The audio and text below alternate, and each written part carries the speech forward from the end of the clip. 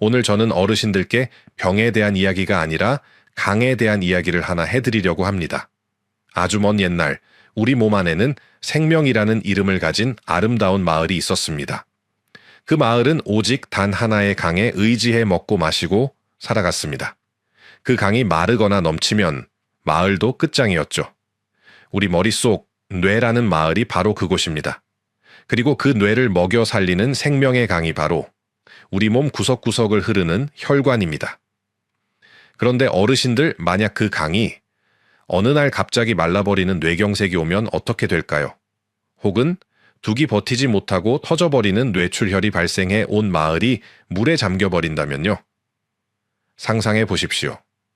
그날 아침 아내의 목소리는 들리는데 내 입이 움직이지 않습니다. 사랑하는 손주의 얼굴은 보이는데 팔을 뻗어 안아줄 수가 없습니다. 숟가락 하나를 쥐려 해도 손이 덜덜 떨리며 바닥으로 툭 떨어집니다.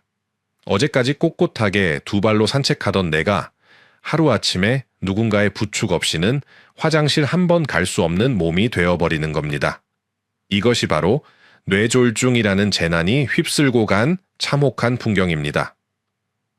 의사로서 저는 이 재난의 현장을 너무나도 많이 봐왔습니다.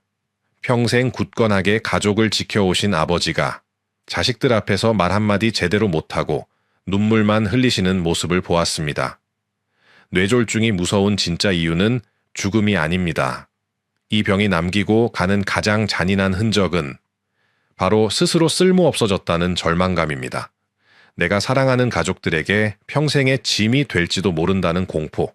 어제까지는 아버님, 어머님 하고 존경받던 내가 오늘부터는 돌봄이 필요한 대상이 되어버리는 것. 어쩌면 내 이름 석자를 잃어버리고 그저 환자로만 남게 되는 것. 이것이 뇌졸중이 우리에게 가하는 가장 큰 고통입니다. 사람들은 말합니다. 어제까지만 해도 멀쩡했는데 하룻밤 사이에 쓰러졌다고요. 정말 그럴까요? 정말 갑자기 일어난 일일까요? 아닙니다. 어르신들, 절대 그렇지 않습니다. 그 어떤 거대한 강둑도 하룻밤 사이에 무너지지 않습니다. 수십 년에 걸쳐 강물이 둑을 갉아먹고 강바닥에 온갖 쓰레기인 혈전이 쌓이고 둑 곳곳에 금이 가고 있었던 겁니다. 우리의 생명의 강, 즉 혈관도 마찬가지입니다. 뇌졸중이라는 재난이 닥치기 오래전부터 우리 몸은 끊임없이 우리에게 경고를 보내고 있었습니다. 강둑이 위험하다, 강물이 오염되고 있다고요. 하지만 우리는 그 작은 신호들을 너무나 쉽게 무시해 왔습니다. 나이가 들어서 그래, 어제 좀 피곤했나 봐 하면서 말입니다.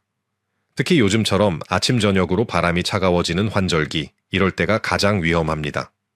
날이 추워지면 강물이 얼어붙듯 우리 혈관도 깜짝 놀라 움츠러듭니다.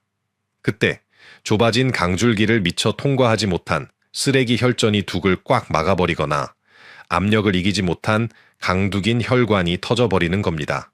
오늘 저는 어르신들께 그 생명의 강이 무너지기 직전 우리에게 보내는 마지막 구조 신호에 대해 말씀드리려 합니다. 이 신호를 알아채느냐, 놓치느냐에 어르신들의 남은 인생 전부가 걸려 있을지도 모릅니다. 자, 그렇다면 어르신들, 저 생명의 강이 무너지기 직전 우리의 뇌라는 마을은 어떻게 비명을 지를까요? 마을은 우리에게 나 좀 살려달라고 편지를 보내지 않습니다. 아주 시끄럽고 아주 강력한 비상경보를 울립니다. 이 경보는 언제나 단 하나의 단어로 시작합니다. 바로 갑자기입니다. 어제부터 서서히 아픈 것이 아닙니다. 불과 1분 전까지 10초 전까지 멀쩡했던 내 몸이 갑자기 말을 듣지 않는 겁니다. 전 세계 모든 뇌졸중 의사들이 어르신들께 제발 이것 하나만은 외워달라고 부탁하는 가장 빠르고 정확한 5대 비상경보가 있습니다. 첫 번째 경보. 갑자기 한쪽 얼굴이나 팔, 다리에 힘이 쭉 빠집니다. 웃어보려고 하는데 한쪽 입꼬리만 실룩거리거나 만세 하고 두 팔을 들었는데 한쪽 팔만 스르르 떨어집니다. 이것은 마을의 절반이 무너지고 있다는 신호입니다. 두 번째 경보. 갑자기 말이 어눌해집니다. 오늘 날씨가 참 좋다라는 간단한 문장조차 오늘 날 씨가 이렇게 혀가 굳은 것처럼 발음이 세거나 아예 엉뚱한 단어가 튀어나옵니다. 마을의 방송 시스템이 고장 난 겁니다. 세 번째 경보. 갑자기 한쪽 눈이 안 보이거나 사물이 두 개로 겹쳐 보입니다. 마을의 감시탑인 눈에 불이 꺼진 겁니다. 네 번째 경보. 갑자기 망치로 머리를 세게 얻어맞은 듯한 태어나서 처음 겪어보는 극심한 두통이 몰려옵니다. 이것은 강둑이 버티지 못하고 터져버리는 뇌출혈대의 가장 강력한 신호입니다. 다섯 번째 경보. 갑자기 어지럽고 술 취한 사람처럼 걸음이 휘청거립니다. 똑바로 서려고 해도 몸이 자꾸 한쪽으로 기울어집니다. 마을의 땅 자체가 흔들리는 겁니다. 특히 저 세 번째인 시야 문제와 다섯 번째 어지럼증 신호는 아이고 내가 요즘 피곤해서 그래. 빈혈인가 봐 하고 넘겨짚기 가장 쉬운 증상입니다. 그래서 병원 도착이 늦어지는 가장 큰 원인이 되기도 하죠. 자, 그런데요. 여기서 의사로서 제가 어르신들께 꼭 말씀드려야 할 가장 위험하고도 무서운 함정이 하나 있습니다. 저는 이것을 유령 홍수라고 부릅니다. 유령처럼 잠깐 나타났다가 사라지는 홍수라는 뜻이죠. 의학 용어로는 일과성 허혈 발작이라고 부릅니다만 유령 홍수로 기억하시는 게 훨씬 쉽습니다. 이게 무엇이냐? 생명의 강을 막고 있던 쓰레기 대민 혈전이 어떤 이유에선지 갑자기 스스로 부서지거나 밀려나서 강물이 다시 흐르게 된 겁니다. 그러면 어떻게 될까요? 놀랍게도 앞서 말씀드린 5대 경보 증상이 마법처럼 사라집니다. 힘이 빠졌던 팔이 다시 올라가고 어눌했던 말이 다시 또렷해집니다. 어지럼증이 씻은 듯이 낫습니다. 불과 10분, 30분 만에 모든 것이 정상으로 돌아옵니다. 그럼 사람들은 어떻게 할까요? 대부분 안도의 한숨을 내쉽니다. 아, 다행이다. 내가 그냥 잠깐 피곤했나 봐. 병원 갈 뻔했네. 이젠 괜찮아졌으니 내일 가보지 뭐. 큰일 난 줄 알았는데 아니었구나. 어르신들, 이것은 기회가 아니라 저주입니다. 이 유령 홍수는 절대로 괜찮다는 신호가 아닙니다. 이것은 다음번엔 진짜다라는 최후 통첩입니다. 생명의 강이 어르신께 마지막으로 보여준 겁니다. 보셨죠? 지금 이 강둑이 이렇게나 약합니다. 보셨죠? 이 강물에 이렇게 위험한 쓰레기 댐이 떠다니고 있습니다. 다음번에 이 댐이 다시 막으면 그땐 저도 어쩔 수 없습니다. 통계는 무섭도록 정직합니다. 이 유령 홍수를 경험한 사람 5명 중 1명은 결국 한 달 안에 진짜 뇌졸중이라는 거대한 재난을 만납니다. 잠깐 괜찮아졌다고 방심하는 바로 그 순간, 다음번엔 연경 돌아올 수 없는 길을 건너게 되는 겁니다. 여기서 중요한 특징이 하나 더 있습니다. 왜 뇌졸중 증상은 꼭 한쪽으로만 올까요? 왜 꼭 왼쪽 팔, 오른쪽 다리 이렇게 올까요? 그 이유는 우리 뇌라는 마을은 좌우 두 개로 나뉘어 있고 생명의 강은 서로 교차해서 흐르기 때문입니다. 오른쪽 뇌는 우리 몸의 왼쪽을 담당하고 왼쪽 뇌는 우리 몸의 오른쪽을 담당합니다. 그래서 만약 어르신의 왼쪽 뇌로 가는 강이 막히면 신호는 반드시 오른쪽 팔다리로 오는 겁니다. 그러니 기억하십시오. 양쪽 팔다리가 다 저리다? 그건 피로나 근육통일 수 있습니다. 하지만 유독 한쪽 팔만 자꾸 내려가거나 유독 한쪽 다리만 무겁게 끌린다면 그건 절대 우연이 아닙니다. 그건 반대편, 뇌가 지금 죽어가고 있다고 보내는 구조 신호입니다. 판단하지 말고 행동하라. 이 5가지 신호 혹은 유령 홍수가 느껴지는 그 순간, 어르신의 역할은 판단하는 것이 아닙니다. 이게 진짜 뇌졸중일까? 병원 갈 정도인가? 이런 고민을 하는 판단자가 되어서는 안 됩니다. 어르신의 유일한 역할은 즉시 119를 부르는 신고자입니다. 진짜인지 가짜인지는 병원의 의사들이 판단할 일입니다. 뇌졸중은 우리에게 2번의 기회를 주지 않습니다. 그 갑자기의 순간, 그 유령 홍수의 순간을 놓치면 그 다음은 영영 돌아오지 못합니다. 그렇다면 어르신들, 도대체 왜, 그리고 누가 우리의 그 평화롭고 맑았던 생명의 강인 혈관을 이토록 처참한 재난의 현장으로 만든 걸까요? 사람들은 흔히 운이 나빴다고 말합니다. 나이 드니 어쩔 수 없다고도 하고, 그냥 재수 없이 걸린 병이라고 체념하기도 합니다. 하지만 어르신들 단언컨대 아닙니다. 재난은 결코 운으로 오지 않습니다. 모든 무너진 강둑 뒤에는 반드시 원인이 있습니다. 오늘 저는 의사로서 우리의 생명의 강을 파괴해 온 진짜 범인, 네 녀석을 어르신들께 고발하려 합니다. 첫 번째 범인은 보이지 않는 망치입니다. 바로 고혈압입니다. 어르신들 강둑인 혈관이 오래도록 튼튼하려면 강물인 혈액이 잔잔하게 흘러야 합니다. 그런데 고혈압이란 건 무엇이냐? 이 강물의 압력, 즉 수압처럼 혈압이 정상치의 몇 배로 높아진 상태입니다. 상상해 보십시오. 10년, 20년. 어르신이 주무시는 동안에도, 식사하시는 동안에도 거대하고 보이지 않는 물의 망치가 어르신의 연약한 뇌혈관이라는 강둑을 밤낮 없이 쾅쾅쾅 내려치고 있는 겁니다. 아무리 튼튼하게 지은 강둑이라도 그 무지막지한 망치질을 수십 년간 버텨낼 수 있을까요? 강둑은 서서히 금이 가고 약해지고 상처투성이가 됩니다. 그러다가 가장 약한 어느 한 부분이 그 압력을 버티지 못하고 툭 하고 터져버리는 겁니다. 이것이 바로 강둑이 무너진 뇌출혈입니다. 특히 요즘처럼 날씨가 추워지면 어떻습니까? 강물이 얼어붙듯 혈관이 좁아지니 그 좁아 터진 길을 지나가려는 수압인 혈압은 평소보다 훨씬 더 강해지겠죠.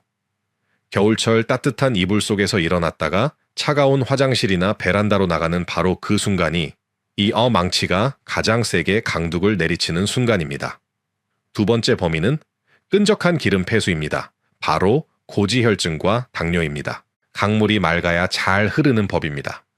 그런데 우리가 기름진 음식을 가리지 않고 먹고 피 속에 달달한 설탕물처럼 당뇨가 흐르게 내버려 두면 우리의 맑던 생명의 강은 어느새 시커멓고 끈적끈적한 기름 폐수로 변해버립니다. 이 기름 찌꺼기들이 아까 그 첫 번째 범인인 망치 같은 고혈압이 만들어낸 강둑의 무수한 상처인 염증 틈새로 파고듭니다. 그 상처의 끈적이들이 덕지덕지 달라붙기 시작합니다. 이것이 의학적으로는 플라크라고 부르는 찌꺼기입니다. 이 찌꺼기들이 모이고 뭉치고 쌓이고 또 쌓여서 결국 강물 한가운데 거대한 쓰레기댐처럼 혈전을 만들어버립니다. 그리고 어느 날 아침 이 쓰레기댐이 강줄기를 꽉 막아버립니다. 강물이 멈춥니다. 그 강물만 바라보고 살던 저 너머의 뇌라는 마을은 어떻게 될까요? 물 한 방울, 산소 한 줌 공급받지 못하고 그 순간 마을 전체가 까맣게 말라 죽게 됩니다. 이것이 바로 강이 마른 뇌경색입니다. 어르신들 혹시 뱃살이 좀 있으십니까? 그 복부 비만 툭 튀어나온 뱃살은 그냥 인격이 아닙니다. 그 뱃살 덩어리가 바로 어르신의 혈관에 밤낮 없이 이 기름 폐수를 쏟아붓는 오염폐수 공장입니다. 세 번째 범인은 강둑을 부식시키는 독극물입니다. 바로 흡연과 우리가 간과하기 쉬운 미세먼지입니다. 앞에 두 놈이 강물인 피를 더럽혔다면 이 세 번째 놈은 강둑인 혈관 그 자체를 공격합니다. 담배 연기 속에 들어있는 수천 가지의 독성 물질은 강둑을 이루는 단단한 콘크리트인 혈관 세포를 그냥 녹여버리고 부식시키는 독가스와 같습니다. 혈관을 딱딱하게 굳게 만드는 동맥경화처럼 탄력을 완전히 빼앗아버리죠. 망치로 예를 든 고혈압이 한 번만 툭 쳐도 쉽게 터지도록 말입니다. 미세먼지도 마찬가지입니다. 우리가 숨을 쉴 때 그 눈에 보이지도 않는 작은 독침들이 폐를 뚫고 피 속까지 들어옵니다. 그리고 온몸의 강둑을 쉴 새 없이 긁어대며 상처와 염증을 일으킵니다. 마지막 네 번째 범인, 이놈은 앞의 셋보다 훨씬 더 교활하고 무섭습니다. 바로 수원지 자체를 고장낸 놈입니다. 심방세동, 즉 부정맥입니다. 우리 몸의 수원지는 바로 심장입니다. 심장은 쿵, 쿵, 쿵 아주 규칙적인 힘으로 맑은 물을 생명의 강으로 뿜어내야 합니다. 그런데 이 심방세동은 수원지가 고장이 나서 펌프질을 제대로 못하고 그저 파르르르 떨고만 있는 상태입니다. 물이 힘차게 뿜어져 나가지 못하고 수원지 구석에서 맴돌고 고여있으니 어떻게 될까요? 그 고인 물 안에서 이끼가 끼고 찌꺼기가 뭉치듯 아주 크고 위험한 돌멩이 같은 혈전이 만들어집니다. 이 돌멩이는 아까 그 쓰레기 댐과는 비교도 안 되게 큽니다. 이 거대한 돌멩이가 어느 날 갑자기 수원지에서 툭 튕겨져 나와 생명의 강을 타고 무서운 속도로 흘러가다가 노예로 들어가는 가장 큰 강줄기 입구를 쾅 하고 막아버립니다. 가슴이 이유 없이 두근거린다. 맥박이 자꾸 건너뛰는 것 같다는 그 신호를 무시하는 것은 이 돌멩이 시한폭탄을 가슴에 품고 사는 것과 같습니다. 이제 아시겠습니까? 어르신들, 고혈압, 당뇨, 고지혈증, 흡연, 비만, 부정맥, 뇌졸중은 갑자기 찾아온 불운한 재난이 아니었습니다. 이것은 수십 년에 걸쳐 우리가 스스로 강을 오염시키고 우리가 스스로 강둑을 무너뜨려 온 명백한 예고된 인재인 것입니다. 그렇다면 이제 희망은 없는 걸까요? 이렇게 망가져버린 강을 그냥 이대로 주저앉아 바라만 봐야 하는 걸까요? 아닙니다. 아직 늦지 않았습니다. 지금이라도 시작하면 됩니다. 지금 당장 이 생명의 강을 다시 정화하고 무너진 강둑을 보수하는 작업을 시작해야 합니다. 다음 장에서는 이 위험한 강을 지켜낼 2개의 기적의 방패에 대해 말씀드리겠습니다. 자, 그럼 어르신들, 조금 전 우리는 생명의 강을 파괴하는 무서운 4명의 범인, 즉 고혈압, 고지혈증과 당뇨, 흡연과 미세먼지, 그리고 심방세동에 대해 알아봤습니다. 범인을 알았으니 이제 가만히 앉아 당할 수만은 없지 않겠습니까? 다행히 우리에게는 이 재난을 막아낼 강력한 2개의 방패가 있습니다. 오늘 저는 그중 첫 번째 방패, 즉 먹는 것으로 우리 강을 지키는 방법에 대해 말씀드리겠습니다. 무너진 강둑, 즉 우리의 혈관을 다시 튼튼하게 보수하고 더러워진 강물, 즉 우리의 피를 다시 맑게 정화하는 기적의 음식들입니다. 저는 이 음식들을 크게 3개의 전문 작업반으로 나누어 부릅니다.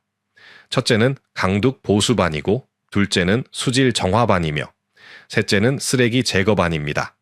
먼저 가장 중요한 강둑 보수반부터 만나보시죠. 이들은 약해지고 딱딱해진 혈관의 강둑을 아주 유연하고 튼튼하게 다시 보수해주는 고마운 음식들입니다. 대표 선수는 바로 호두 같은 견과류와 고등어, 참치 같은 등푸른 생선입니다. 왜 이 음식들이 중요할까요? 우리 강둑, 즉 혈관은 시멘트처럼 딱딱하게 굳어버리면 안 됩니다. 강물의 압력, 즉 혈압이 높아질 때마다 부드럽게 늘어났다가 줄어들어야 합니다. 그런데 이 유연함을 만들어주는 핵심 재료가 바로 오메가3라는 아주 좋은 기름입니다. 호두에는 이 오메가3 중에서도 알파리놀렌산이라는 성분이 풍부합니다.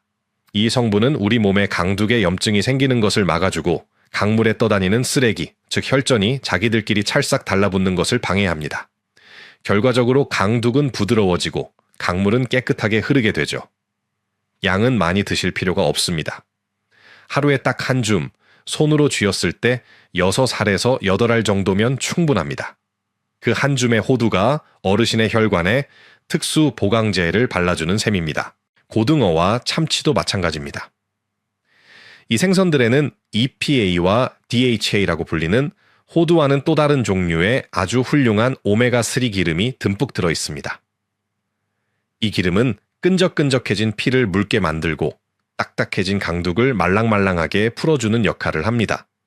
일주일에 딱 2번, 고등어 한 토막이나 참치 한 캔 정도만 꾸준히 챙겨 드셔도 강둑이 터져버리는 뇌출혈의 위험, 강이 막혀버리는 뇌경색의 위험을 크게 낮출 수 있습니다. 다음은 2번째 작업반, 수질 정화반입니다. 이들은 이미 더러워진 강물을 깨끗하게 걸러내는 정화조 역할을 합니다. 여기에는 블루베리, 딸기 같은 베리류 과일과 시금치, 상추, 부추 같은 잎이 많은 채소들이 속합니다. 어르신들 강물이 오염되는 가장 큰 이유 중 하나가 바로 활성산소라고 불리는 독성 찌꺼기 때문입니다. 이 찌꺼기가 강둑을 늙고 병들게 만듭니다. 그런데 블루베리나 딸기에 들어있는 안토시아닌이라는 성분은 이 독성 찌꺼기를 청소하는 데 선수입니다. 마치 강력한 자석처럼 찌꺼기들을 끌어당겨 없애버리죠. 덕분에 강물은 맑아지고 혈압도 안정됩니다. 냉동 블루베리라도 괜찮습니다. 요거트에 한 줌씩 타서 드시는 습관 정말 좋습니다. 시금치나 부추 같은 IP 채소들은 더 놀라운 일을 합니다. 이 채소들에는 질산염이라는 성분이 많은데요. 이것이 우리 몸에 들어오면 산화질소라는 물질로 변합니다. 이 산화질소가 하는 일이 무엇이냐?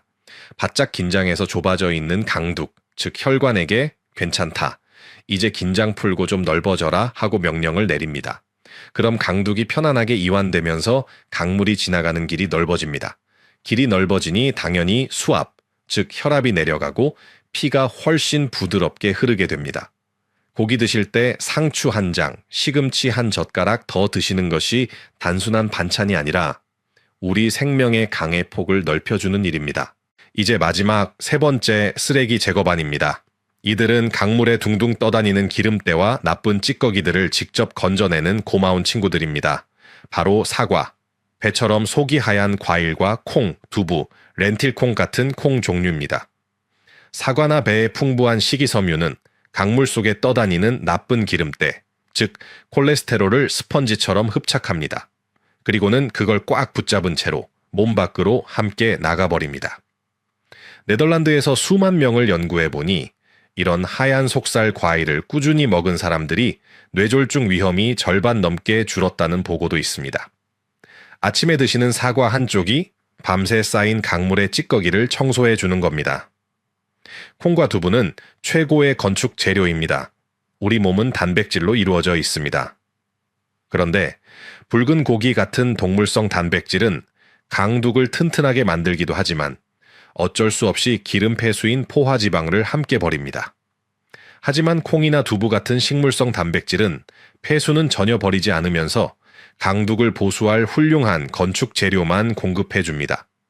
콜레스테롤도 없고 혈당도 안정시켜주니 생명의 강 입장에서는 이보다 더 고마운 재료가 없는 셈이죠. 고기 한 점 덜 먹고 두부 반모 더 먹자. 이것이 어르신들의 강을 지키는 아주 현명한 습관입니다. 자, 이렇게 세 개의 작업반이 열심히 강을 청소하고 보수해도 우리가 계속해서 강에 새로운 쓰레기를 갖다 버리면 아무 소용이 없겠죠. 그래서 이 첫 번째 방패가 제대로 작동하려면 반드시 피해야 할 4가지 독극물이 있습니다. 첫째, 짠 음식입니다. 국물, 찌개, 젓갈, 소금, 즉 나트륨은 강둑을 뻣뻣하게 굳게 만들고 강물의 양을 억지로 늘려서 수압, 즉 혈압을 높이는 주범입니다. 둘째, 튀김류입니다. 기름에 튀긴 음식의 트랜스 지방은 그냥 시멘트 반죽을 강물에 붓는 것과 같습니다. 가장 빠르고 확실하게 강을 막아버립니다. 셋째, 가공육입니다. 햄, 소시지, 베이컨. 이것들은 강둑에 직접 염증을 일으키는 산업 폐기물입니다. 넷째, 인스턴트 식품입니다. 라면이나 과제는 우리가 상상하는 것보다 훨씬 많은 소금과 나쁜 지방이 숨어 있습니다. 결국 핵심은 간단합니다, 어르신들. 강둑 보수반과 정화반을 매일 식탁에 부르시고 독극물을 버리는 일을 오늘부터 멈추시는 겁니다. 그것이 생명의 강을 지키는 첫 번째 방패를 완성하는 길입니다. 어르신들, 첫 번째 방패인 음식 이야기 잘 들으셨습니까? 우리는 이제 강둑 보수반과 수질 정화반을 불러서 우리 생명의 강을 튼튼하고 깨끗하게 만드는 법을 알게 되었습니다. 하지만 아무리 강둑을 보수하고 물을 정화해도 강물이 흐르지 않고 한 곳에 고여 있다면 어떻게 될까요? 고인 물은 썩기 마련이고 온갖 쓰레기들이 뭉쳐 거대한 댐을 만들기 딱 좋은 환경이 됩니다. 그래서 우리에게는 두 번째 방패가 필요합니다. 이 방패의 임무는 우리 생명의 강이 절대로 멈추거나 고이지 않게 매일 힘차게 흐르도록 만드는 기적의 습관입니다. 이 습관의 첫 번째 핵심은 바로 걷기입니다. 왜 하필 걷기일까요? 가만히 앉아 있거나 누워 있는 시간이 길어지면 우리 생명의 강은 흐름을 잃고 아주 느릿느릿 거의 멈춘 듯이 흐릅니다. 바로 그때가 피가 끈적하게 뭉쳐서 쓰레기됨, 즉 혈전이 만들어지는 가장 위험한 순간입니다. 하지만 어르신들께서 자리에서 일어나 가볍게 걷기 시작하시면 우리 몸의 근육들이 마치 펌프처럼 작동하기 시작합니다. 이 펌프들이 강물을 힘차게 밀어주어 강물이 흐르는 속도, 즉 유속을 건강하게 높여줍니다. 강물이 힘차게 흐르면 작은 찌꺼기들이 한데 뭉칠 틈도 없이 씻겨 내려가 버립니다. 그렇다고 운동해야지 하고 갑자기 숨이 턱까지 차도록 뛰거나 무거운 것을 드시면 절대 안 됩니다. 그것은 이미 약해진 강둑에 일부러 홍수를 일으켜 터뜨려 버리는 것과 같습니다. 순간적으로 혈압이 치솟아 뇌출혈을 일으킬 수 있습니다. 우리가 할 일은 홍수가 아니라 일정한 흐름을 만드는 것입니다. 하루에 딱 30분, 팔을 가볍게 흔들며 조금 숨이 차네 할 정도로만 걸어주십시오. 그 30분의 걸음이 어르신의 생명의 강에 쓰레기가 쌓이지 않게 하는 가장 강력하고 안전한 물길 관리입니다. 그리고 중요한 것이 하나 있습니다. 운동은 꼭 해가 뜬 후에 날이 따뜻할 때 하셔야 합니다. 새벽에 차가운 공기는 우리 강둑, 즉 혈관을 꽝 얼어붙게 만들듯이 위험하게 수축시킵니다. 따뜻한 방에 계시다가 갑자기 차가운 밖으로 나가는 것. 그것이 강둑에는 가장 큰 충격입니다. 절대 잊지 마십시오. 두 번째 방패의 또 다른 핵심은 물 마시기입니다. 이것은 걷기만큼이나 어쩌면 그보다 더 중요할 수 있습니다. 우리가 앞에서 고지혈증이나 당뇨가 강물을 끈적한 기름 폐수로 만든다고 말씀드렸죠. 피가 끈적해지면 강물이 잘 흐를 수 없습니다. 조금만 좁은 길을 만나도 꽉 막혀버립니다. 이때 우리가 물을 마시면 이 끈적해진 강물에 맑은 새 물을 부어주는 것과 같습니다. 강물이 묽어지고 부드러워지며 훨씬 더 매끄럽게 흐를 수 있게 됩니다. 하루에 6잔에서 8잔 정도의 물이면 충분합니다. 커피나 달달한 음료수, 짠 국물이 아닙니다. 아무것도 타지 않은 맑은 물이어야 합니다. 특히 아침에 일어나자마자 마시는 첫물 한 잔. 저는 이것을 생명의 마중물이라고 부릅니다. 밤새 우리가 잠든 사이 우리의 강물은 거의 멈춘 듯이 정체되어 있었습니다. 이때 마시는 그 한 잔의 물이 밤새 끈적해지고 고여있던 생명의 강에 이제 다시 흐르자 하고 시동을 걸어주는 가장 중요한 마중물이 되는 겁니다. 마지막으로 두 번째 방패를 완성하는 것은 새로운 오염원을 막는 것입니다. 우리가 강을 보수하고 물길을 뚫어놔도 위에서 계속 독극물을 쏟아부으면 아무 소용이 없겠죠. 담배를 피우는 것은 열심히 보수한 강둑에 다시 독가스를 뿜어 부식시키는 행위입니다. 과도한 음주는 강물의 수원지인 심장과 강물의 정화시설인 간을 동시에 망가뜨리는 일입니다. 결국 두 번째 방패는 3가지입니다. 걷기로 강물의 흐름을 만들고 물 마시기로 강물의 농도를 묽게 하며 금연과 절주로 새로운 독극물을 막는 것. 이 2개의 방패, 즉 기적의 음식과 기적의 습관만 있다면 우리는 뇌졸중이라는 거대한 재난을 충분히 막아낼 수 있습니다. 어르신들, 오늘 우리는 생명의 강이라는 긴 이야기를 함께 했습니다. 우리는 왜 이토록 애타게 이 생명의 강을 지켜야 한다고 말하는 걸까요? 그것은 강둑이 무너지고 강물이 말라버린 그 재난 이후의 삶이 우리가 상상하는 것보다 훨씬 더 고통스럽기 때문입니다. 뇌졸중이라는 재난이 한번 휩쓸고 지나가면 우리 뇌라는 마을은 폐허가 됩니다. 10분 중 9분은 한쪽 팔다리에 마비라는 무거운 족쇄를 평생 차게 됩니다. 절반은 사랑하는 사람에게 사랑한다는 말조차 제대로 표현하기 어려운 언어 장애를 겪습니다. 또 절반은 소중한 기억과 판단력을 잃어버리고 심지어 70%는 화장실을 가는 일, 그 가장 기본적인 존엄마저 남의 손에 의지해야 할 수도 있습니다. 이것은 단순히 몸이 좀 불편한 병이 아닙니다. 이것은 어제의 내가, 오늘의 내가 아니게 되는 병입니다. 한 사람의 인생이 그 재난의 현장 속에 그대로 멈춰버리는 일입니다. 그래서 저는 어르신들께 오늘의 마지막 당부를 제 진심을 다해 올립니다. 우리가 그토록 두려워하는 그 재난의 순간이 나에게 혹은 내 가족에게 찾아왔을 때 갑자기 말이 어눌해지고 갑자기 한쪽 팔에 힘이 빠지는 그 5대 비상경보가 울리는 순간 혹은 모든 것이 괜찮아졌던 그 유령 홍수를 만난 순간 그 순간 우리의 역할은 판단자가 되어서는 안 됩니다. 이게 진짜 뇌졸중일까? 병원에 갈 만큼 심각한 걸까? 좀 기다려보면 낫지 않을까? 이것은 판단입니다. 뇌졸중은 우리에게 그렇게 한가하게 판단할 시간을 단 1분도 허락하지 않습니다. 그 순간 어르신의 유일한 역할은 바로 구조자입니다. 구조자는 망설이지 않습니다. 구조자는 진짜일까 가짜일까를 따지지 않습니다. 구조자의 유일한 임무는 눈앞의 생명을 구하는 행동을 하는 것입니다. 어르신께서 하실 유일한 행동은 즉시 전화기를 들고 119를 누르는 것입니다. 그것이 모든 치료의 시작이고 그것만이 뇌라는 마을을 폐허 속에서 구할 유일한 길입니다. 오늘 이 생명의 강 이야기가 어르신들의 마음에 조금이라도 울림을 드렸습니까? 혹시 오늘 이야기를 들으시면서 아, 그 사람 하고 떠오르는 가족이나 지인이 있으신가요? 아직도 짜게 먹고 강둑을 무너뜨리는 담배를 태우며 강물에 기름 폐수를 버리는 습관을 가진 소중한 분이 떠오르십니까? 그렇다면 지금 그분께 이 강을 지키는 지혜를 나눠주십시오. 이 영상을 공유해 달라는 뜻입니다. 어르신의 그 한 번의 나눔이 그냥 좋은 정보를 전달하는 것이 아닙니다.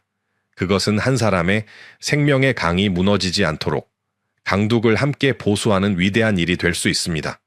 한 마을이 폐허가 되는 것을 막는 가장 따뜻한 구조 활동이 될 것입니다. 건강은 하루아침에 무너지지만 오늘의 작은 실천으로 분명히 다시 세울 수 있습니다. 오늘 어르신께서 드신 강둑 보수반 음식 하나. 오늘 어르신께서 걸으신 30분의 물길 관리가 미래의 재난을 막는 가장 확실한 방패입니다. 어르신들의 생명의 강이 오늘도 그리고 내일도 언제나 맑고 힘차게 흐르기를 진심으로 기원합니다. 무릎이 아파서 계단도 못 내려가시고 손발은 차갑고 저리고 아침마다 온몸이 뻣뻣하다면 이건 단순한 노화가 아닙니다. 지난달 제 진료실에 오신 김영숙 어르신 이야기입니다. 올해 73세이신 이분은 5년 동안 무릎 통증 때문에 정말 고생하셨습니다. 아침에 일어나면 무릎이 뻣뻣해서 한참을 주물러야 겨우 움직일 수 있었고 계단은 내려갈 엄두도 못 내셨어요. 손발은 늘 차갑고 온몸이 묵직하게 가라앉는 것 같은 만성 피로에 시달리셨죠. 혹시 여러분 중에도 이런 증상을 겪고 계신 분 계십니까? 고개를 끄덕이신 분들이 많을 것 같은데요. 사실 이건 여러분만의 문제가 아닙니다. 대한민국 60세 이상 어르신 중 절반, 그러니까 2분 중 1분은 골관절염을 갖고 계십니다. 무릎이나 손가락 마디가 아프고 아침에 몸이 뻣뻣하고 계단 오르내리기가 두려운 바로 그 증상 말입니다. 그런데 더 큰 문제가 있습니다. 이런 증상을 그냥 나이 탓으로만 여기고 방치하시는 분들이 너무 많다는 겁니다. 아프니까 움직이기 싫고 움직이지 않으니까 근육은 더 약해지고 근육이 약해지니까 조금만 헛디뎌도 넘어지십니다. 그렇게 넘어지셨다가 고관절이 골절되면 어떻게 될까요? 수술을 받으신다 해도 2년 안에 3분 중 1분은 돌아가시는 게 현실입니다. 머릿속으로 잠깐 상상해 보세요. 지금 여러분의 무릎이 얼마나 아프십니까? 그 통증 때문에 손주들과 산책도 못 가시고 친구분들과 여행도 포기하신 적 있으시죠? 그런데 이 모든 문제가 여러분이 매일 부엌에서 보시는 바로 그 재료 하나로 달라질 수 있다면 믿으시겠습니까? 오늘 제가 여러분께 말씀드릴 주인공은 바로 생강입니다. 네, 그 흔한 생강 맞습니다. 생선 비린내 잡을 때 쓰고 감기 걸렸을 때 차로 끓여 마시던 바로 그 생강이요. 하지만 여러분, 이 생강이 단순히 몸을 따뜻하게 해주는 것을 넘어서 여러분 몸속에서 조용히 망가뜨리고 있는 염증을 잡아주고 관절 통증을 줄여주고 심지어 치매까지 예방해 줄 수 있다는 사실을 아십니까? 저는 오늘 여러분께 3가지를 약속드리겠습니다. 첫째, 생강이 여러분의 관절 통증을 어떻게 줄여주는지 과학적으로 명확하게 설명해 드리겠습니다. 둘째, 노년기에 가장 무서운 치매를 생강이 어떻게 예방해 주는지 말씀드리겠습니다. 셋째, 여러분이 오늘 당장 실천할 수 있는 구체적인 생강 섭취법을 알려드리겠습니다. 하지만 그 전에 먼저 알아야 할 게 있습니다. 여러분 몸속에서 지금 이 순간에도 벌어지고 있는 염증이라는 문제, 그리고 그것이 얼마나 위험한지를 정확히 아셔야 합니다. 이걸 모르시면 생강을 드셔도 왜 드시는지, 얼마나 중요한지 실감하지 못하십니다. 오늘 이 영상이 도움이 되실 것 같다면 구독 버튼과 옆에 작은 종 모양 알림 설정 버튼을 꼭 눌러주십시오. 여러분의 건강을 지키는데 꼭 필요한 정보들을 계속 전해드리겠습니다. 자, 그럼 이제 본격적으로 시작해 보겠습니다. 여러분 몸속에서 지금 무슨 일이 벌어지고 있는지 함께 들여다보시죠. 김영숙 어르신이 처음 제 진료실에 오셨을 때를 잊을 수가 없습니다. 73세이신 어르신은 아침에 눈을 뜨면 무릎이 30분 동안 뻣뻣하게 굳어 화장실 가는 것도 힘드셨습니다. 손가락 마디는 퉁퉁 부어 있고 계단은 내려갈 엄두도 못 내셨죠. 가장 큰 문제는 넘어질까봐 집 밖에 나가는 게 너무 무섭다는 거였습니다.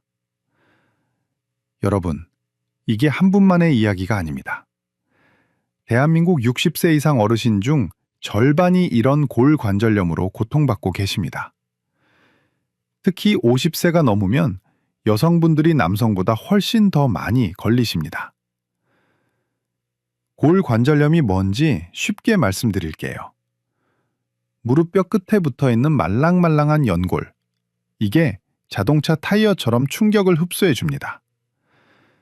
그런데 이 연골이 세월이 지나면서 닳아 없어지면 뼈와 뼈가 직접 부딪힙니다. 쇠끼리 부딪히면 불꽃이 튀듯이 뼈끼리 부딪히면 엄청난 통증이 생기는 겁니다. 더 큰 문제는 이 닳아진 연골 조각들이 관절 안에서 둥둥 떠다니면서 염증을 일으킨다는 겁니다. 염증이 생기면 관절이 붓고 뜨겁고 빨갛게 변합니다. 김영숙 어르신도 저녁만 되면 무릎이 퉁퉁 부어서 바지가 끼었다고 하셨어요. 그런데 이 염증이 무릎에만 있는 게 아닙니다. 혈액 검사를 해보면 염증 수치가 높게 나오는데 이건 온몸에 염증이 돌아다니고 있다는 증거입니다. 이 염증 물질들이 혈관을 타고 돌면서 심장 혈관을 막기도 하고 당뇨를 악화시키기도 하고 뇌까지 올라가서 신경세포를 망가뜨리기도 합니다. 그리고 낙상입니다. 무릎이 아프니까 걸음걸이가 불안정해지고 근육도 약해지고 조금만 문턱에 걸려도 와르르 넘어지십니다. 65세 이상 어르신의 고관절 골절 원인 90% 이상이 바로 이런 낙상입니다. 고관절이 골절되면 수술을 받으신다 해도 2년 안에 3분 중 1분은 돌아가십니다. 김영숙 어르신도 작년 겨울에 욕실에서 미끄러지셨는데 다행히 크게 다치지는 않으셨지만 그때부터 밖에 나가는 게 너무 무서워서 거의 집에만 계셨습니다. 마지막으로 가장 무서운 게 치매입니다. 알츠하이머 치매는 베타 아밀로이드라는 독성 단백질이 뇌에 쌓이면서 생기는 병입니다.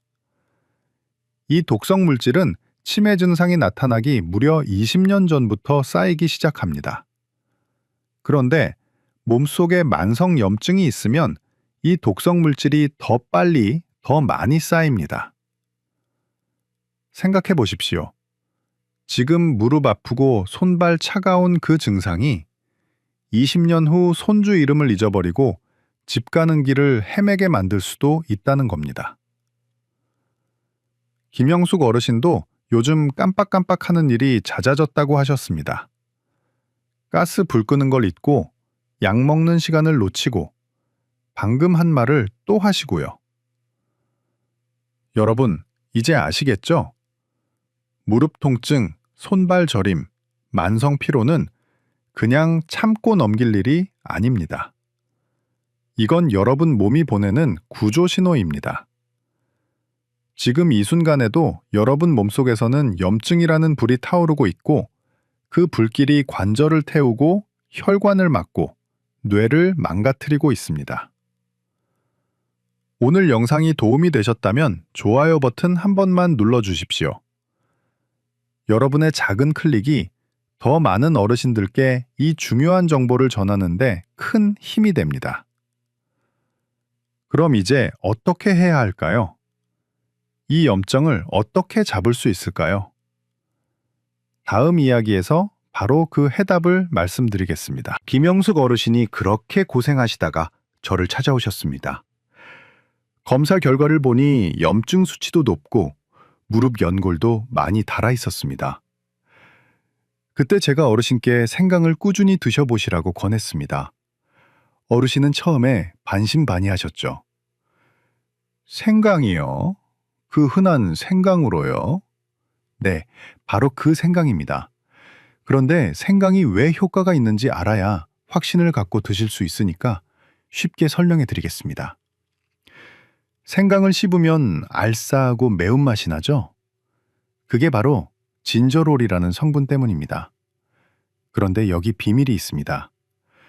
생강을 그냥 먹는 것보다 말리거나 끓여서 먹으면 훨씬 더 효과가 좋습니다. 왜 그럴까요? 생강을 말리거나 끓이면 진저롤이 쇼가올이라는 새로운 물질로 변합니다. 이걸 비유하자면 이렇습니다. 생쌀은 그냥 먹으면 소화도 안 되고 맛도 없지만 불에 익히면 구수한 밥이 되잖아요. 생강도 똑같습니다. 말리거나 끓이면 원래보다 몇 배 더 강력한 항염 성분으로 변하는 겁니다. 이 쇼가올이라는 성분이 우리 몸속에서 뭘 하냐고요? 간단히 말씀드리면 염증 공장의 문을 잠가버립니다. 우리 몸에 염증이 생기면 염증 물질을 만들어내는 공장이 가동됩니다. 그 공장이 쉬지 않고 염증 물질을 쏟아내니까 관절이 아프고 붓는 거예요. 그런데 쇼가울이 들어가면 그 공장 문을 딱 잠가버립니다. 공장이 멈추니까 염증 물질이 더 이상 안 만들어지는 거죠. 미국 조지아 대학교에서 재미있는 실험을 했습니다. 사람들에게 하루 2g의 생강을, 그러니까 엄지손가락 한 마디 크기 정도를 11일 동안만 먹게 했습니다. 그리고 운동을 시켜서 근육통을 만든 다음 통증을 측정했더니 생강을 안 먹은 사람들보다 통증이 25% 줄어들었습니다. 단 11일 만에 25%입니다. 3개월 먹으면 얼마나 좋아지겠습니까? 왜 이런 효과가 나타나냐면 생강이 우리 척추와 뇌에서 통증을 느끼는 신호를 줄여주기 때문입니다. 마치 시끄러운 소리를 줄여주는 소음 차단 장치처럼요. 더 놀라운 건 있습니다. 미국 미시간 대학교와 콜로라도 대학교 연구팀이 자가 면역 질환 환자들을 연구했는데요. 생강을 먹었더니 환자들의 염증 수치가 확 떨어졌습니다. 우리 몸의 면역세포가 너무 과하게 활동하면서 정상 조직까지 공격하는 걸 생강이 진정시켜준 겁니다. 그리고 가장 중요한 뇌 건강 이야기입니다. 알츠하이머 치매는 베타아밀로이드라는 나쁜 단백질이 뇌에 쌓여서 신경세포를 죽이는 병이라고 말씀드렸죠. 그런데 한국 연구팀이 생강을 포함한 여러 생약제를 비교했더니 생강이 이 나쁜 단백질로부터 뇌 신경세포를 보호하는 효과가 가장 뛰어났습니다. 쉽게 비유하자면 이렇습니다. 뇌 신경세포는 귀한 도자기 같은 겁니다. 베타아밀로이드라는 나쁜 물질이 망치를 들고 그 도자기를 부수려고 합니다.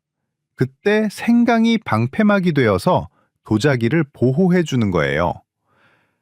더 좋은 소식이 있습니다. 태국에서 중년 여성들에게 생강을 2개월 동안 먹게 했더니 기억력이 좋아졌습니다. 방금 들은 전화번호를 기억하거나 요리 순서를 기억하는 능력이 실제로 향상된 겁니다. 생강이 기억력에 꼭 필요한 물질이 분해되는 걸 막아주기 때문입니다. 정리하면 이렇습니다. 생강을 말리거나 끓이면 염증을 잡는 강력한 성분으로 변합니다. 이 성분이 염증 공장을 멈추고 통증 신호를 줄이고 뇌 신경세포를 보호하고 기억력을 지켜줍니다. 신비로운 민간요법이 아니라 과학적으로 명확하게 증명된 자연의 치료제입니다. 김영숙 어르신도 이 설명을 들으시고 이해가 되셨답니다. 그래서 진심으로 실천해 보기로 하셨죠. 여러분도 이제 이해가 되시죠? 아, 그래서 생강이 효과가 있구나. 고개가 끄덕여지시나요? 오늘 이 내용이 도움이 되셨다면 댓글에 진저롤 이 네 글자만 남겨주십시오. 그럼 이제 가장 중요한 실천 방법을 알려드리겠습니다. 어떻게 생강을 드셔야 이 효과를 제대로 볼 수 있을까요? 다음에 구체적으로 말씀드리겠습니다. 그럼 이제 여러분이 가장 궁금해하실 내용입니다. 도대체 생강을 어떻게 먹어야 효과를 볼 수 있느냐? 이거죠. 김영숙 어르신이 제 말씀을 듣고 집에 돌아가셔서 바로 시작하신 방법을 그대로 알려드리겠습니다. 어르신은 딱 3가지만 꾸준히 실천하셨습니다. 첫 번째, 아침 공복에 생강차 한 잔입니다. 어르신은 매일 아침 일어나서 세수하시고 나서 가장 먼저 생강차를 드셨습니다.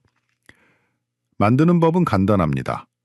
말린 생강 2g에서 3g 정도, 그러니까 엄지손가락 한 마디 크기 정도를 얇게 썰어서 뜨거운 물 200ml에 넣고 10분 정도 우려내시면 됩니다. 생강 2마리 있으면 더 간단합니다. 티스푼으로 반 스푼 정도 뜨거운 물에 타서 드시면 됩니다. 여기서 포인트가 있습니다.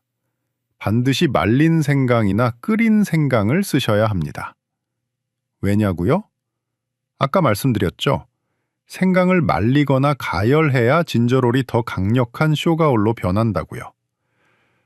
생생강을 그냥 갈아서 먹으면 진저롤만 섭취하게 되는데 말리거나 끓인 생강을 드시면 쇼가올까지 섭취하실 수 있습니다. 김영숙 어르신은 여기에 작은 비법을 하나 더하셨습니다. 생강차에 홍차 티백을 같이 우려내신 겁니다. 홍차의 따뜻한 성질이 생강과 만나면 몸을 더욱 따뜻하게 해주고 맛도 훨씬 부드러워집니다. 거기에 흑설탕을 조금 넣으시면 마시기가 한결 편하십니다. 단, 설탕은 너무 많이 넣지 마세요. 당뇨가 있으신 분들은 특히 조심하셔야 합니다. 두 번째, 생강 꿀 절임을 간식으로 드셨습니다. 이건 만들어 놓으면 냉장고에서 1달 정도 보관할 수 있으니까 정말 편리합니다. 만드는 법 알려드릴게요. 생강 100g을 깨끗이 씻어서 얇게 슬라이스 하십시오. 껍질은 벗기지 마세요. 생강 껍질 바로 밑에 정유 성분이 제일 많거든요. 깨끗이 씻기만 하시면 됩니다. 슬라이스한 생강을 유리병에 담고 꿀을 생강이 잠길 만큼 부으십시오. 그리고 냉장고에 3일 정도 재워두시면 생강의 매운맛이 꿀에 녹아들어서 먹기 편해집니다. 이걸 하루에 1~2조각씩 드시면 됩니다. 목이 칼칼하거나 기침이 날 때 특히 좋습니다. 김영숙 어르신은 오후 3시쯤 출출할 때 이걸 1조각 드셨다고 하십니다. 세 번째, 무릎에 생강찜질을 주 2회 하셨습니다. 이건 통증이 심한 부위에 직접 적용하는 방법입니다. 생강을 강판에 갈아서 거지에 싸십시오. 그걸 따뜻한 물에 담갔다가 꼭 짜서 아픈 무릎 위에 올려놓고 15분에서 20분 정도 찜질하시면 됩니다. 생강의 따뜻한 기운이 피부를 통해 관절까지 전달되면서 혈액순환을 도와줍니다. 어르신은 저녁에 TV 보시면서 이 찜질을 하셨는데 찜질하고 나면 무릎이 한결 가벼워진다고 하셨어요. 단, 피부가 민감하신 분들은 생강을 직접 피부에 대지 마시고 얇은 천으로 한 번 더 싸서 사용하십시오. 생강이 피부를 자극할 수 있거든요. 이 3가지입니다. 딱 이 3가지만 김영숙 어르신은 3개월 동안 빠짐없이 실천하셨습니다. 특별한 거 없죠? 아침에 차 한 잔, 오후에 간식 1조각, 저녁에 찜질 1번. 이게 전부입니다. 그런데 여기서 꼭 알아두셔야 할 주의사항이 있습니다. 들어보십시오. 첫째, 생강은 하루 4g을 넘지 않도록 하십시오. 많이 먹는다고 더 좋은 게 아닙니다. 과도하게 드시면 오히려 속이 쓰리거나 설사를 할 수 있습니다. 위염이나 위궤양이 있으신 분들은 특히 조심하셔야 합니다. 공복에 드셨을 때 속이 불편하시면 식후에 드십시오. 둘째, 39도 이상 고열이 나실 때는 생강을 드시지 마십시오. 생강은 몸을 따뜻하게 하는 성질이 있기 때문에 고열이 있을 때 드시면 열이 더 오를 수 있습니다. 이건 불에 기름을 붓는 격입니다. 셋째, 혈액 희석제나 항응고제를 드시는 분들은 생강을 드시기 전에 반드시 담당 의사 선생님과 상의하십시오. 생강이 혈액을 묽게 만드는 효과가 있어서 약과 상호작용할 수 있습니다. 고혈압 약을 드시는 분들도 마찬가지입니다. 넷째, 가장 중요한 건 이겁니다. 생강은 치료제가 아니라 보조제입니다. 지금 복용하시는 고혈압약, 당뇨약, 관절염약을 생강으로 대체하시면 절대 안 됩니다. 약은 약대로 드시고 생강은 그 효과를 도와주는 보조수단으로 활용하시는 겁니다. 다섯째, 꾸준함이 핵심입니다. 하루 이틀 먹고 효과를 기대하시면 안 됩니다. 최소 3개월은 꾸준히 드셔야 몸이 변화합니다. 김영숙 어르신도 한 달쯤 지나서야 조금씩 무릎이 가벼워지는 걸 느끼셨고 3개월 되니까 확실한 변화를 체감하셨습니다. 혹시 생강 맛이 도저히 안 맞으신다면 어떻게 하느냐고요? 그럼 생강 캡슐 형태의 보충제를 드시는 것도 방법입니다. 약국이나 건강식품 매장에서 구하실 수 있습니다. 하루 권장량이 표시되어 있으니 그걸 따라서 드시면 됩니다. 아니면 요리할 때 생강을 적극적으로 활용하십시오. 생선 조림할 때, 제육볶음할 때, 닭백숙 끓일 때 생강을 넉넉히 넣으십시오.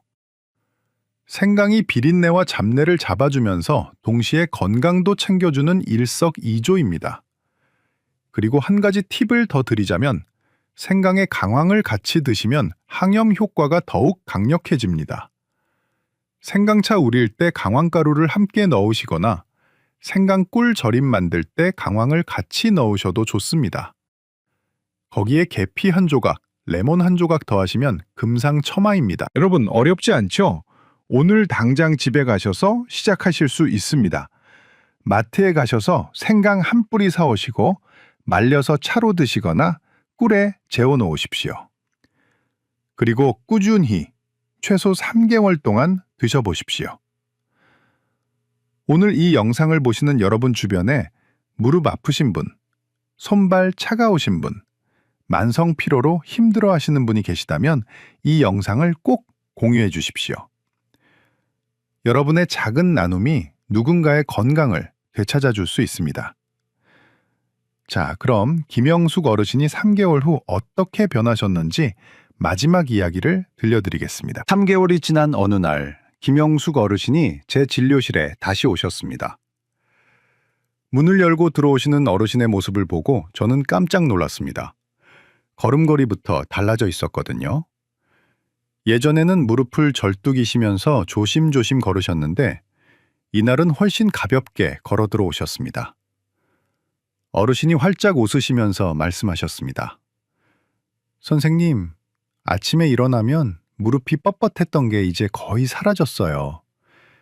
예전에는 30분 동안 주무르고 풀어야 겨우 걸을 수 있었는데 지금은 일어나자마자 바로 걸을 수 있대요. 계단도 내려갈 수 있게 되셨고요. 물론 조심조심 내려가시긴 하지만 예전처럼 무릎에서 뚝뚝 소리 나고 찌릿한 통증이 올라오지는 않는답니다. 그래서 제가 혈액 검사를 다시 해드렸습니다. 결과를 보니 CRP 수치, 그러니까 염증 수치가 정상 범위로 떨어져 있었습니다. 3개월 전과 비교하면 절반 이하로 낮아진 겁니다. 어르신의 몸속에서 타오르던 염증의 불길이 잡힌 거죠. 더 놀라운 건 어르신의 표정이었습니다. 예전에는 늘 피곤하고 우울해 보이셨는데 이날은 눈빛이 살아있으셨어요. 요즘은 손주들이랑 놀이터도 가고 친구들이랑 시장도 다니신대요. 엘리베이터 없는 친구 집도 다시 찾아가셨답니다. 여러분, 이게 바로 생강의 힘입니다. 특별한 게 아닙니다. 우리 주변에 흔한 생강 한 뿌리, 그걸 3개월 동안 꾸준히 드신 것뿐입니다. 비싼 건강식품 사실 필요 없습니다. 복잡한 치료법도 필요 없습니다. 그냥 매일 아침 생강차 한 잔, 그게 전부입니다. 자, 그럼 오늘 제가 말씀드린 내용을 3가지로 정리해 드리겠습니다. 첫째, 생강 속 쇼가올은 몸속 염증을 억제하고 관절 통증을 완화합니다. 둘째, 하루 2g에서 3g, 꾸준히 3개월 이상 섭취하면 효과를 볼 수 있습니다. 셋째, 치매 예방과 심혈관 건강까지 도움을 주는 천연 보물입니다. 여러분, 김영숙 어르신처럼 변화하실 수 있습니다. 지금 무릎이 아프고 손발이 차갑고 몸이 무겁더라도 포기하지 마십시오. 생강 한 뿌리의 힘을 믿고 오늘부터 시작하십시오. 아침에 눈 뜨면 생강차 한 잔, 오후에 출출하면 생강꿀 술 절임 한 조각, 저녁에 TV 보시면서 무릎에 생강 찜질, 이것만 기억하십시오. 3개월 후 여러분도 김영숙 어르신처럼 가벼운 걸음으로 손주들과 놀이터를 산책하실 수 있습니다. 친구들과 여행도 다시 가실 수 있습니다.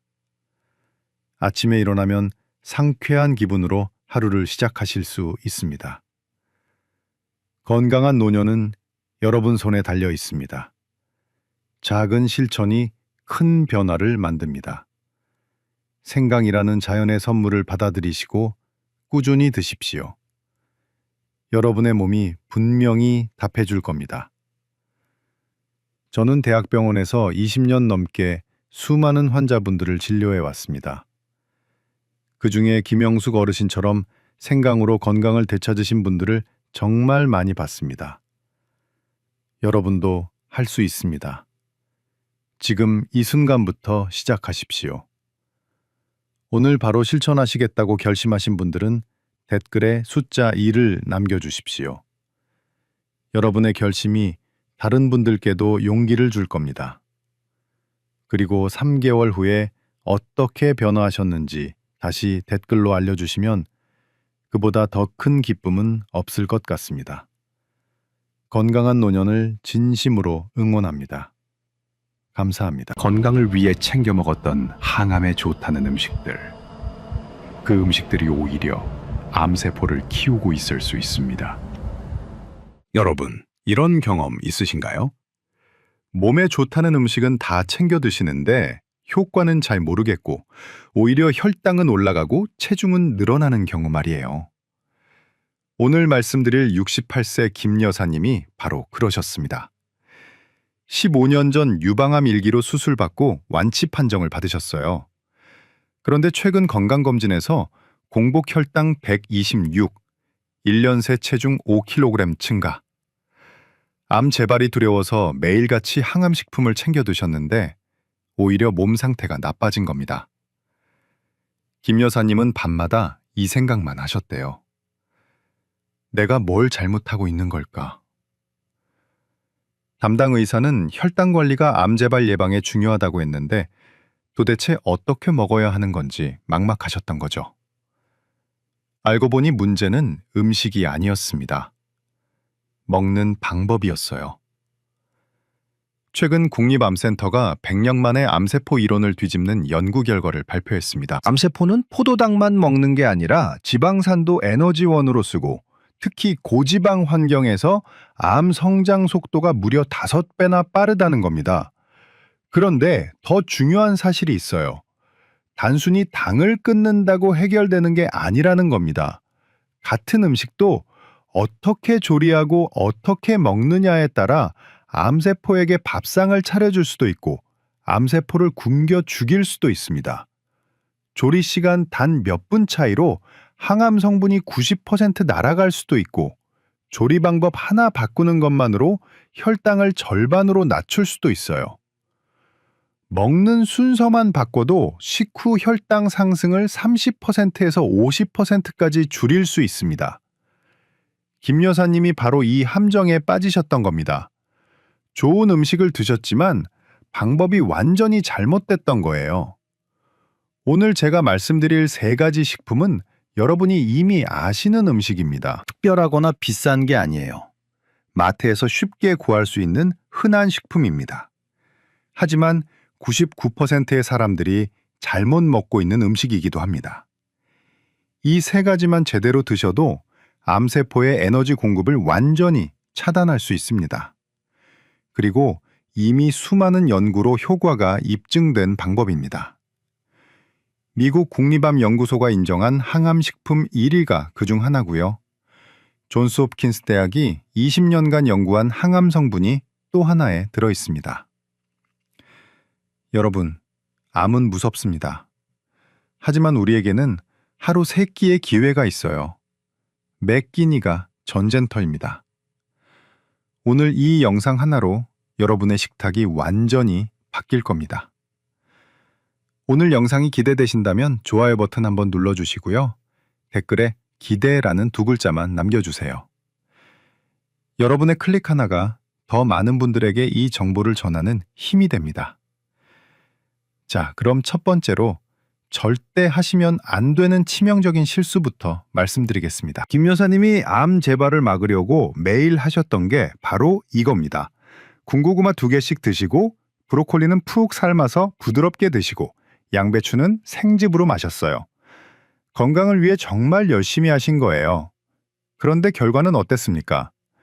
공복 혈당 126, 체중 5kg 증가. 왜 이런 일이 생긴 걸까요? 먼저 군고구마 말씀드릴게요. 여러분, 고구마가 항암식품 1위라는 건 맞습니다.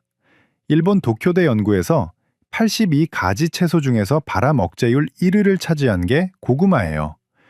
미국 국립암연구소도 매일 고구마 먹는 사람은 안 먹는 사람보다 폐암 발생률이 절반으로 줄어든다고 발표했습니다.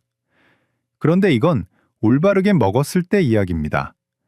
고구마를 구우면 어떻게 될까요? 호주 시드니 대학에서 놀라운 실험을 했습니다. 똑같은 고구마를 여러 가지 방법으로 조리해서 혈당 지수를 측정한 거예요. 결과가 충격적이었습니다.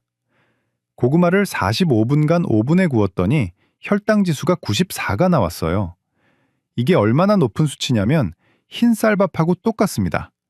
바게트빵, 케이크랑 비슷한 수준이에요. 반면에 똑같은 고구마를 물에 삶았더니 혈당 지수가 46밖에 안 나왔습니다. 절반 이하로 떨어진 거죠. 김 여사님은 매일 군고구마 2개씩 드셨어요. 그때마다 혈당이 폭등했던 겁니다. 혈당이 급격히 오르면 우리 몸에서 인슐린이라는 호르몬이 대량으로 분비됩니다. 이 인슐린이 문제예요.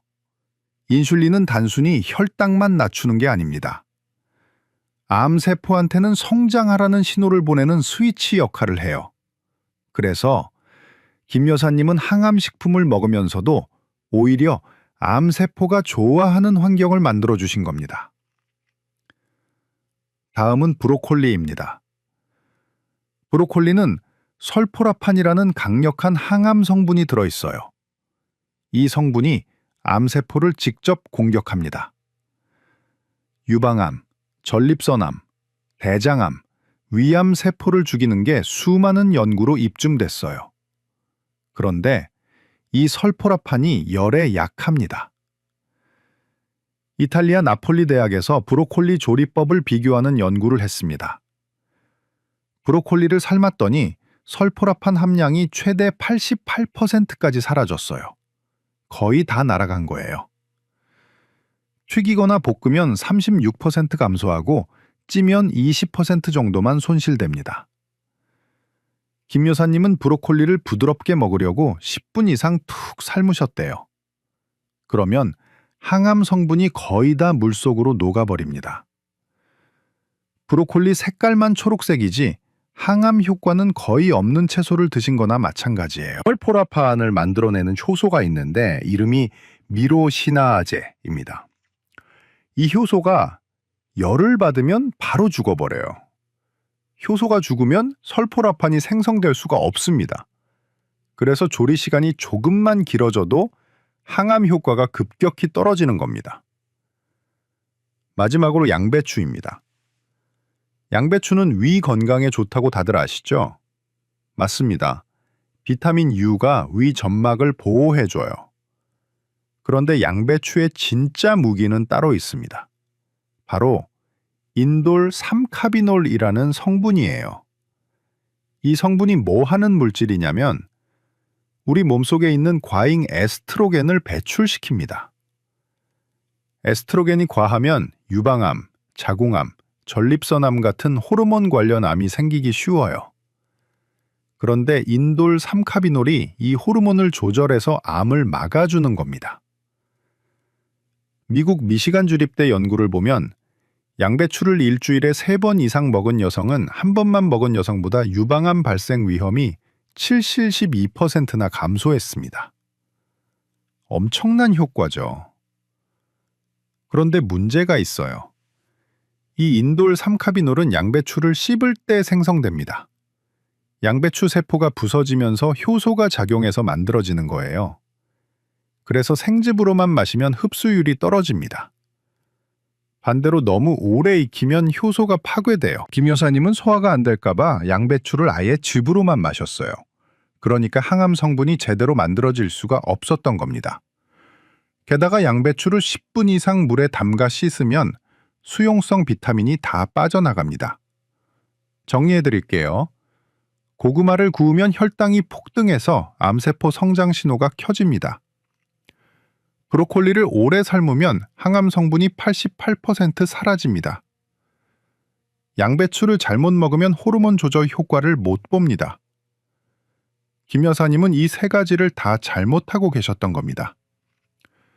열심히 건강 챙기셨는데 방법이 틀렸으니 효과가 없었던 거죠. 오히려 혈당만 올라가고 체중만 늘어났던 이유가 바로 여기에 있습니다. 주변에 암으로 고생하시는 분 혹은 암이 걱정되시는 분이 계시다면 이 영상을 꼭 공유해 주세요. 한 분이라도 더 올바른 정보를 알 수 있도록 여러분의 작은 나눔이 큰 도움이 됩니다. 자, 그럼 여러분께 먼저 질문 하나 드리겠습니다. 혹시 이런 증상 있으신가요? 식후에 유독 피곤하고 졸립니다. 공복 혈당이 100 이상 나옵니다. 허리 둘레가 남자는 90cm, 여성은 85cm 이상입니다. 배만 유독 나왔습니다. 이 중에 하나라도 해당되시는 분 계십니까? 그렇다면 지금부터 제가 드리는 말씀 정말 집중해서 들으셔야 합니다. 왜냐하면 여러분의 몸이 지금 암세포가 자라기 딱 좋은 환경이 되고 있을 수 있기 때문입니다. 김 여사님도 정확히 이 상태셨어요. 식후마다 졸음이 쏟아지고 공복 혈당 126, 허리 둘레가 점점 늘어나고 있었습니다. 검사를 해보니 내장 지방이 상당히 많았고요. 이게 뭘 의미하는 걸까요? 바로 인슐린 저항성이 높다는 신호입니다. 인슐린 저항성이 뭐냐면 우리 몸에서 인슐린이 나와도 세포가 반응을 잘 안 하는 상태예요. 그러면 우리 몸은 더 많은 인슐린을 만들어냅니다. 혈당을 낮추려고요.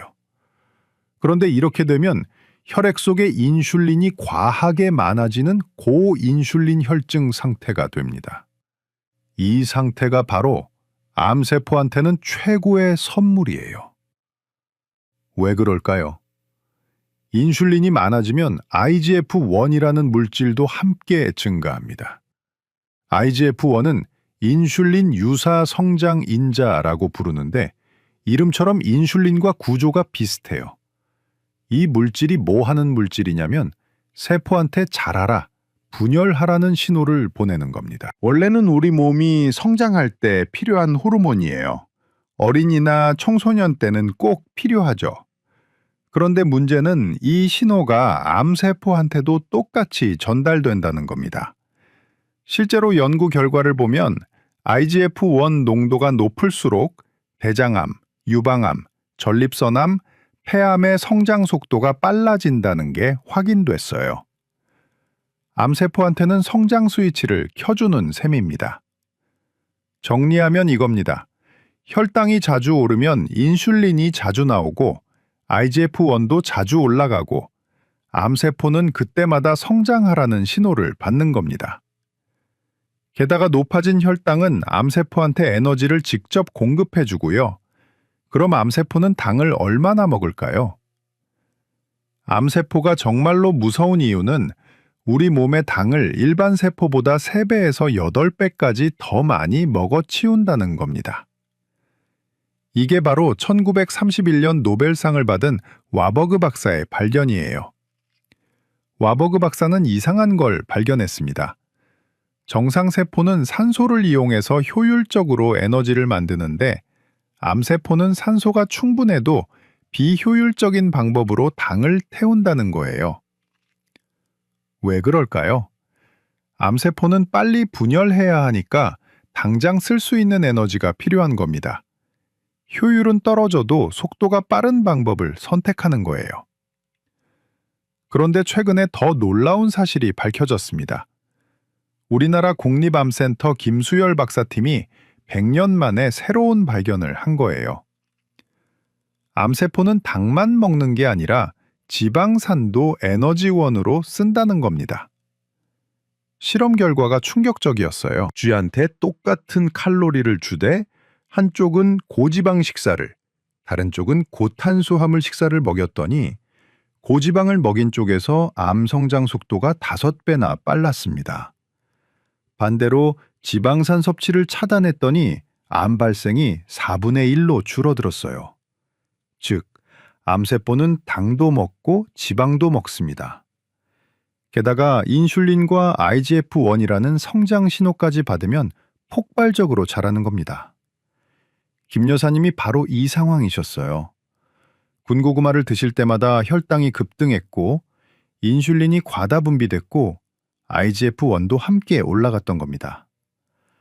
암세포 입장에서는 매일 성장 신호를 받고 에너지까지 풍부하게 공급받는 최고의 환경이었던 거죠. 여기에 더 무서운 게 있습니다. 고혈당 상태가 계속되면 우리 몸에 만성 염증이 생깁니다. 혈관이 손상되고 활성산소가 늘어나고 면역세포가 과잉 반응을 해요. 이 염증 환경이 암세포가 이동하고 전이하는 걸 도와줍니다. 실제로 당뇨병 환자는 일반인보다 간암, 췌장암, 자궁내막암 발생 위험이 2배 이상 높다고 미국 암학회와 당뇨병학회가 공동 성명을 발표했어요. 그럼 여기서 중요한 질문입니다. 마른 사람은 괜찮을까요? 절대 아닙니다. 겉으로는 말라 보여도 내장 지방이 많으면 인슐린 저항성이 높을 수 있어요.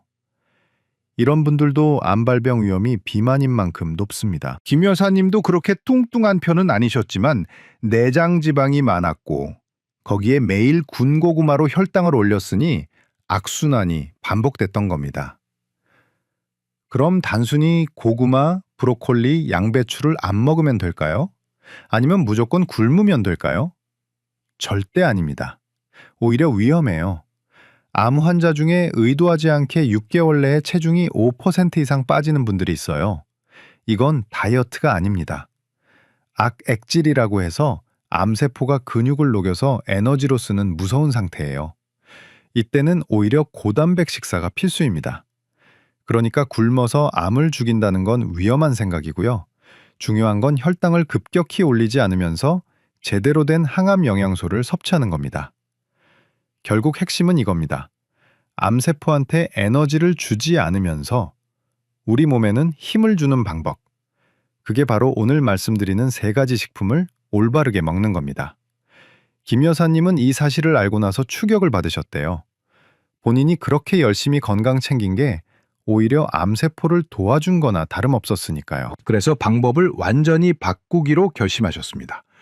어떻게 바꾸셨을까요? 같은 고구마, 같은 브로콜리, 같은 양배추인데 어떻게 먹는 방법만 바꿔서 완전히 다른 결과를 만들어낼 수 있었을까요? 그 구체적인 방법을 지금부터 하나하나 정확하게 알려드리겠습니다. 오늘 영상이 도움이 되고 계신다면 지금 바로 구독 버튼과 알림 설정 버튼을 눌러주세요. 더 많은 분들이 올바른 건강 정보를 알 수 있도록 함께 해주시면 감사하겠습니다. 자, 이제 구체적으로 어떻게 드시면 되는지 정확하게 알려드립니다. 김 여사님이 실제로 3개월 동안 실천하신 방법 그대로 말씀드릴게요. 첫 번째, 찐 고구마입니다. 하루에 1개 150g 정도 드시면 됩니다. 중간 크기 고구마 1개 정도예요. 조리법은 이렇습니다. 고구마를 깨끗이 씻어서 껍질째 찜통에 넣고 20분 정도 찝니다. 절대 오븐에 굽지 마세요. 찌는 겁니다. 찌고 나서 바로 먹지 마시고 냉장고에 넣어서 식혔다가 드세요. 왜 식혀야 할까요? 고구마가 식으면 저항성 전분이 생깁니다. 저항성 전분은 소화가 천천히 되면서 장내 유익균의 먹이가 돼요. 혈당도 천천히 올라가고 포만감도 오래 유지됩니다. 드시는 타이밍도 중요합니다. 점심 식사 30분 전에 드세요. 왜냐하면 식사 전에 식이섬유를 먼저 드시면 이후에 먹는 음식의 혈당 상승을 막아주기 때문이에요. 절대 하시면 안 되는 건 군고구마, 튀긴 고구마입니다. 혈당이 폭등하니까 아무리 맛있어도 참으셔야 해요. 두 번째, 브로콜리입니다. 하루에 100g 정도 드시면 됩니다. 브로콜리 한 송이의 절반 정도예요. 조리법이 핵심입니다. 브로콜리를 꽃 부분과 줄기 부분으로 나눠서 얇게 썰어주세요. 그리고 5분에서 6분 정도 그대로 둡니다. 왜냐하면 썰어서 공기에 노출시키면 효소가 활성화되면서 항암 성분이 더 많이 만들어지기 때문이에요. 6분 뒤에 찐통에 넣고 딱 1분만 찝니다. 1분입니다. 색깔이 선명한 초록색으로 변하면 바로 꺼내세요. 절대 10분 이상 삶지 마세요. 항암 성분이 다 날아갑니다. 여기서 꿀팁 하나 드릴게요. 존스 홉킨스 대학 연구에서 밝혀진 방법인데요. 브로콜리를 찐 후에 겨자가루를 살짝 뿌려서 드세요. 겨자에 들어있는 효소가 브로콜리의 설포랍한 흡수율을 4배나 높여줍니다. 만약 겨자가 없으면 고추냉이나 와사비도 괜찮아요. 레몬즙을 뿌리는 것도 좋습니다. 비타민C가 항암 성분 활성화를 도와줘요. 브로콜리는 점심이나 저녁 식사 때 반찬으로 드시면 됩니다. 샐러드에 넣어도 좋고요. 세 번째, 양배추입니다. 하루에 70g 양배추 잎으로 2장에서 3장 정도 드시면 됩니다. 양배추는 생채로 드시거나 아주 살짝만 데쳐서 드세요. 생으로 드실 때는 얇게 채 썰어서 사과나 당근과 함께 샐러드로 만들면 좋습니다. 사과의 비타민C가 양배추의 영양소 흡수를 도와줘요. 데쳐서 드실 때는 끓는 물에 1분에서 2분만 살짝 데칩니다. 너무 오래 익히면 효소가 파괴되니까 주의하세요. 물에 10분 이상 담가 씻는 것도 피하셔야 합니다. 수용성 비타민이 빠져나가요. 양배추 즙은 어떻게 하냐고요? 즙을 내서 드시려면 사과나 당근을 함께 갈아서 드세요. 양배추만 갈면 흡수율이 떨어지니까요. 양배추는 아침이나 저녁 식사 때 반찬으로 드시면 됩니다. 자, 이제 가장 중요한 것 하나 더 말씀드립니다. 바로 먹는 순서입니다. 식사할 때 이 순서를 꼭 지키세요. 양배추와 브로콜리 같은 채소를 먼저 드시고, 그 다음에 생선이나 고기 같은 단백질을 드시고, 마지막에 고구마나 밥 같은 탄수화물을 드세요. 왜 이 순서가 중요할까요? 식이섬유를 먼저 먹으면 위장에서 그물망을 만들어요. 그러면 나중에 들어오는 당의 흡수 속도가 느려집니다. 이렇게만 해도 식후 혈당 스파이크를 30%에서 50%까지 줄일 수 있어요. 정리해 드릴게요. 아침에 일어나면 양배추 생채 샐러드 한 접시 먹습니다. 점심 식사 30분 전에 찐 고구마 식힌 거 1개 먹습니다. 점심 식사 때는 채소 반찬 먼저, 그 다음 단백질, 마지막에 밥 순서로 먹습니다. 저녁 식사 때는 브로콜리 1분 찐 거에 겨자 뿌려서 반찬으로 먹습니다. 역시 채소, 단백질, 탄수화물 순서로요. 이게 전부입니다. 특별한 거 없죠? 마트에서 쉽게 구할 수 있는 식재료예요. 조리법도 어렵지 않습니다. 단지 방법만 정확하게 아는 게 중요한 겁니다. 김 여사님은 이 방법대로 3개월을 실천하셨습니다. 처음에는 군고구마가 그리우셨대요. 브로콜리를 1분만 찌는 게 익숙하지 않으셨고요. 하지만 암제발이 두려워서 꾹 참고 계속하셨습니다. 그 결과가 어땠을까요? 3개월 후 검사에서 공복 혈당이 126에서 98로 떨어졌습니다. 정상 범위로 돌아온 거예요. 체중은 3kg이 빠졌고 특히 허리둘레가 눈에 띄게 줄었습니다. 식후에 졸음이 쏟아지던 것도 없어졌고요. 무엇보다 김 여사님이 가장 기뻐하신 건 마음의 평화였대요. 암 재발에 대한 불안이 많이 줄어들었다고 하셨어요. 매 끼니마다 내가 암세포와 싸우고 있다는 확신이 생기셨대요. 김 여사님은 지금도 이 방법을 계속 실천하고 계십니다. 이제는 습관이 돼서 자연스럽게 하신대요. 여러분도 오늘부터 시작하실 수 있습니다. 한꺼번에 다 하려고 하지 마시고 하나씩 천천히 바꿔보세요. 오늘은 고구마 조리법만 바꿔보고 내일은 브로콜리 찌는 시간을 줄여보고 모레는 식사 순서를 바꿔보세요. 중요한 건 완벽함이 아니라 꾸준함입니다. 하루 이틀 실수해도 괜찮아요. 다시 시작하면 됩니다. 여러분, 오늘 바로 실천하실 건가요? 그렇다면 댓글에 실천이라는 2글자만 남겨주세요. 그리고 댓글 다신 분들끼리 서로 응원하고 격려해 주시면 더 좋겠습니다. 함께 건강해지는 거예요. 혼자가 아닙니다. 여러분의 용기 있는 한 걸음이 암세포를 굶기고 여러분의 건강을 지키는 시작입니다. 자, 오늘 말씀드린 내용 핵심만 3가지로 정리해 드리겠습니다. 첫째, 고구마는 찌고 식혀서 드세요. 브로콜리는 1분만 찌고 겨자를 뿌려서 드세요. 양배추는 생채나 살짝 데쳐서 드세요. 조리법이 곧 약입니다. 둘째, 채소 먼저, 그 다음 단백질, 마지막에 탄수화물 순서로 드세요. 이 순서만 지켜도 혈당 스파이크를 절반으로 줄일 수 있습니다. 셋째, 암세포의 에너지원을 차단하는 것이 가장 강력한 예방법입니다. 혈당을 급격히 올리지 않으면서 제대로 된 항암 영양소를 섭취하는 것, 그게 핵심입니다. 여러분, 암은 무섭습니다. 하지만 우리에게는 매일 3끼의 기회가 있습니다. 아침, 점심, 저녁. 매 끼니가 암세포와 싸우는 전쟁터예요. 오늘부터 한 가지씩만 바꿔보세요. 내일 아침 고구마 굽지 말고 찌세요. 내일 저녁 브로콜리 10분 삶지 말고 1분만 찌세요. 모레는 식사 순서를 바꿔보세요. 작은 변화가 쌓이면 큰 결과를 만듭니다.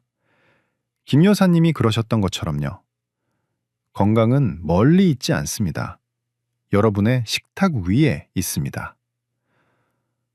오늘 이 영상이 여러분의 건강한 내일을 만드는 시작이 되길 바랍니다. 끝까지 시청해 주셔서 감사합니다. 건강하세요.